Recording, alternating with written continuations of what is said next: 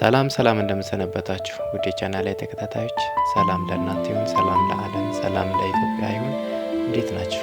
እግዚአብሔር ይመስገን ደህና ነኝ። ዛሬም አንድ መረጃ ይዤላችሁ መጥቻለሁ።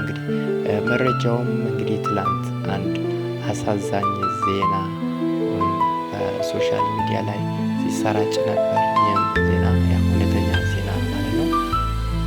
አንዲት ታዋቂ ሞዴሊስት ቀነኒ አዱኛ የተባለች ወጣት እና ታዋቂ ሞዴሊስት ሕይወቷ አልፏል ማለት ነው። ይህም በአደጋ ነው። በጣም አሳዛኝ አደጋ ነው።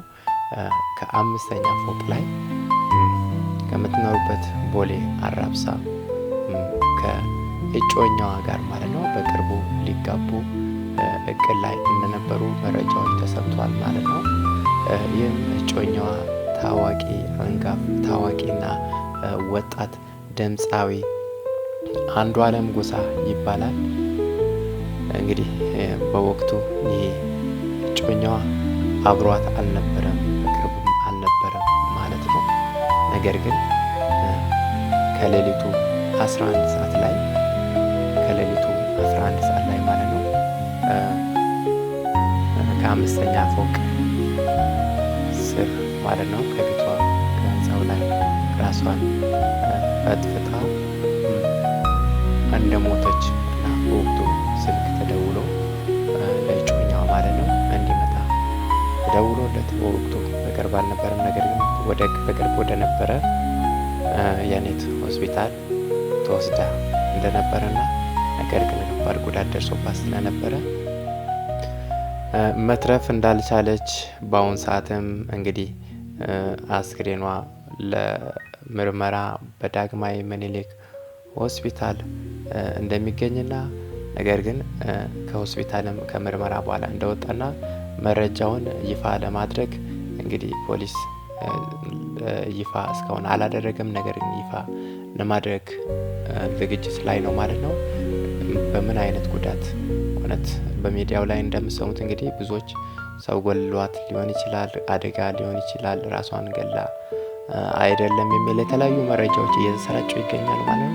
ነገር ግን ብቻ ፖሊስ ነገሩን ከምርመራ በኋላ ይፋ ያደርገዋል ማለት ነው። ደግሞ እግዚአብሔርም ደግሞ ወንጀለኛውን ይፋ ያደርገዋል ወይም ራሷን አጥፍታል። እያንዳንዱ ነገር ተጣርቶ ይፋ እስከሚደረግ ድረስ ምንም አይነት ነገር መናገር አያስፈልግም።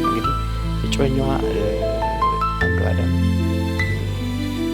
ምናልባት ይህን ወንጀል እሱ ፈጽሟል ብሎ መናገር የሚቻልበት ምክንያቶች ሊኖሩ ይገባሉ።